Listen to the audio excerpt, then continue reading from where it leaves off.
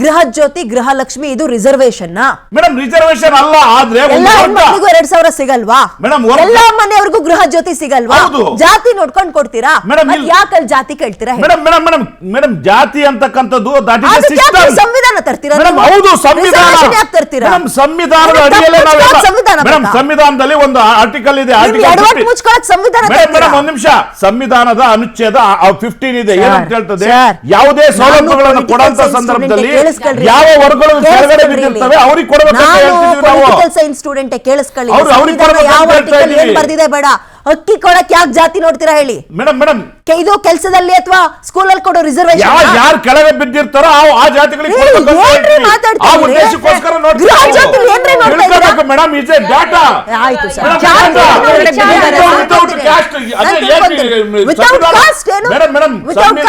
Madam ಆಗಲ್ಲ ಇಲ್ಲಿ ಅಲ್ಲಿ ನಂಬರ್ಸ್ ತೆಗಿತೀರಾ 1 ಕೋಟಿ ಜನ ಇಲ್ಲಿ ಮೇಡಮ್ ನೋಡಿ ಮೇಡಮ್ ಆಗಲ್ಲ ಅದು ಸಂವಿಧಾನದ ವಿಚಾರ ಆ ವಿಚಾರ ಬೇರೆ ಇಲ್ಲಿ SIR ಕೇಳಿ ನೀವು ಅದನ್ನ ಜಾತಿ ಹೇಳ್ಬೇಡಿ ನೀವು ಈ ಬಾರಿ ಕರ್ನಾಟಕದ ಜನತೆ ನಿಮಗೆ ಮ್ಯಾಂಡೇಟ್ ಅನ್ನು ಹೆಚ್ಚು ಮಹಿಳೆಯರೇ ಕೊಟ್ಟಿದ್ದಾರೆ ಇಲ್ಲಿ SIR ಮಾತಾಡಬೇಕು ಜಾತಿ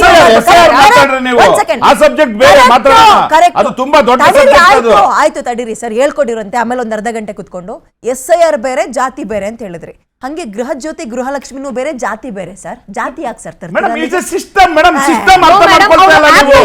ಇಸ್ ಎ ಸಿಸ್ಟಮ್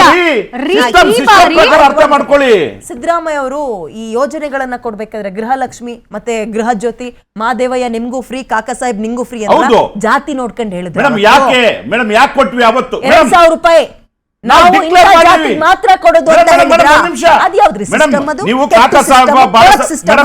ಕಾಕಾ ಸಾಹೇಬ್ಗೂ ನಿಮ್ಗೂ ಫ್ರೀ ಅಂತ ಯಾಕೆ ಹೇಳಿದ್ರು ಗೊತ್ತಾ ಅದ್ರ ಅರ್ಥ ಇಷ್ಟೇ ನಾವು ಅವತ್ತು ಜಾರಿ ಮಾಡೋ ಸಂದರ್ಭದಲ್ಲಿ ಆ ಯೋಜನೆಗಳನ್ನ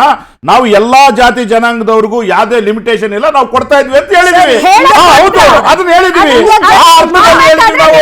ಆ ಅರ್ಥದಲ್ಲಿ ಎಲ್ಲಾ ಸ್ಕೀಮ್ಗಳಲ್ಲೂ ಮೇಡಮ್ ಒಂದ್ ನಿಮಿಷ ಎಲ್ಲಾ ಸ್ಕೀಮ್ಗಳಲ್ಲೂ ಕೂಡ ನೀವು ಅದೇ ಅರ್ಥದಲ್ಲಿ ಕಲ್ಪಿಸ್ಕೊಡ್ಬೇಡಿ ಇವತ್ತು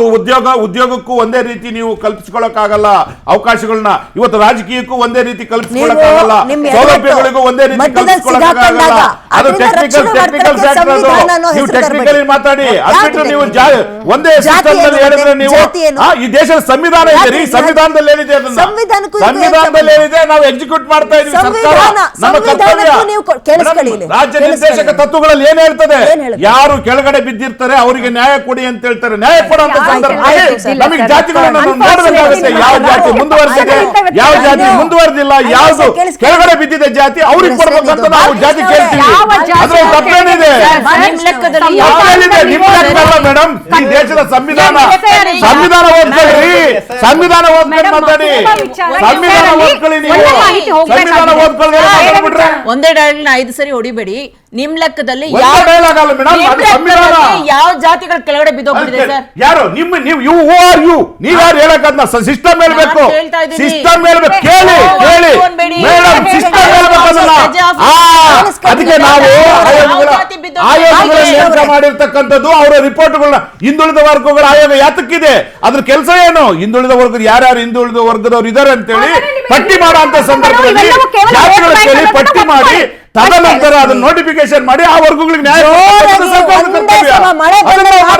ಹೋಗು ಅಂದ್ರೆ ನೀವು 10 ಪಟ್ಟು ನಾನು ಮಾತಾಡ್ತೀನಿ ವಿಚಾರ ಅಲ್ಲ SIR ಅಲ್ಲಿ ಯಾಕೆ ಜಾತಿ ಅಂದ್ರಲ್ಲ ಗೃಹ ಜ್ಯೋತಿಗೆ ಯಾಕೆ ಜಾತಿ ತಂದ್ರೆ ನನ್ನ ಪ್ರಶ್ನೆ ಸಿಂಪಲ್ ಆಮೇಲೆ ಇನ್ನೊಂದು 1 ಕೋಟಿಗೂ ಹೆಚ್ಚು ಜನ ಡಿಲೀಟ್ ಆಗಿದ್ದಾರೆ ಅನ್ನೋದು ರಾಜ್ಯ ಸರ್ಕಾರಕ್ಕೆ ಮುಂಚೆ ಗೊತ್ತಿರ್ಲಿಲ್ಲ ಅಂದ್ರೆ ಅದು ನಿಮ್ಮ ಫೇಲ್ಯೂರ್ ನಿಮ್ದು ನಾನು ಹೇಳಿದ್ದು ನಿಮ್ಗೆ ಒಂಥರ ಜಾತಿ ಹುಚ್ಚಿ ಹಿಡಿದಿದೆ ಎಲ್ಲಾದ್ರೂ ಜಾತಿ ಹುಡುಕೊಂಡು ಹೋಗ್ತಿರಲ್ಲ ಇಲ್ಲಿ ನಂಬರ್ಸ್ ಗೊತ್ತಿರ್ಲಿಲ್ವಾ ಅಂತ ನನ್ನ ಪ್ರಶ್ನೆ ಅದನ್ನ ನೀವು ಅರ್ಥ ಮಾಡ್ಕೊಳ್ಳಕ್ಕೆ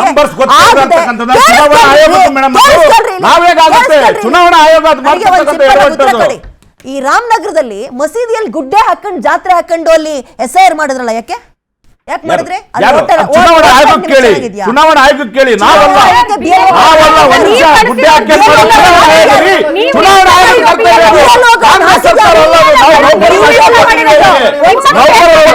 ಚುನಾವಣಾ ಹೇಳಿ ಮೇಡಮ್, ಜಿಲ್ಲಾಧಿಕಾರಿ ಅವರು ನಮಗೆ BLO ಸರ್ಕಾರ ಗಳನ್ನ ಜಿಲ್ಲಾಧಿಕಾರಿ, ಹಾಕಿದ್ಯಾರು? ಚುನಾವಣಾ ಆಯೋಗ, BLO ಗಳನ್ನ ಹಾಕಿದ್ಯಾರು? ಚುನಾವಣಾಧಿಕಾರಿ ಚುನಾವಣಾ ಕೇಳ್ರಿ, ನೀವು ಚುನಾವಣಾ ಆಯೋಗ ಕೇಳ್ರಿ. ರಾಜ್ಯ ಚುನಾವಣಾ ಆಯೋಗಕ್ಕೆ BLO ಗಳನ್ನ ಹಾಕಿದ್ಯಾರು? ಬಿಜೆಪಿನ ನಮ್ಮ ಸರ್ಕಾರ ಬಹಳ ಬಿಜೆಪಿನ ಮೇಡಮ್ ವ್ಯವಸ್ಥಿತವಾಗಿ ಏನ್ ಈ SIR ಪ್ರಕ್ರಿಯೆಗೆ ನಾವು ಸಹಕಾರ ಕೊಟ್ಟಿದ್ವಿ, ಸಿಬ್ಬಂದಿ ಕೊಟ್ಟಿದ್ವಿ. ಅದ್ರ ಜೊತೆಲಿ ಸ್ಥಳೀಯ ಸಂಸ್ಥೆಗಳು ಏನಿದಾವೆ, ಇವತ್ತು ನಗರಸಭೆಯಲ್ಲಿ ಎಲ್ಲ ಕೂಡ ನಾವು ಮೈಕ್ ನಲ್ಲಿಟ್ಟು ಅನೌನ್ಸ್ ಮಾಡಿದ್ವಿ. ಎಲ್ಲ ಈ ರೀತಿ SIR ಪ್ರಕ್ರಿಯೆ ನಡೀತಾ ಇದೆ, ಪಾಲ್ಗೊಳ್ಳಿ ಅಂತ ಹೇಳಿ ಪ್ರಚಾರ ಮಾಡಿದ್ವಿ. ಗ್ರಾಮಾಂತರ ಪ್ರದೇಶದಲ್ಲಿ ಪಂಚಾಯತ್ ರಾಜ್ ವ್ಯವಸ್ಥೆ ಮೂಲಕ ಪ್ರಚಾರ ಮಾಡಿದ್ವಿ. ಜನಗಳು ಪಾಲ್ಗೊಳ್ಬೇಕು, ನಾವೆಲ್ಲ ನಾವು ಕೋಆಪರೇಷನ್ ಕೊಟ್ಟಿದ್ದೀವಿ. ಆದ್ರೆ ಕೋಆಪರೇಷನ್ ಕೊಟ್ಟಿದ್ವಿ, ಆಯ್ತು,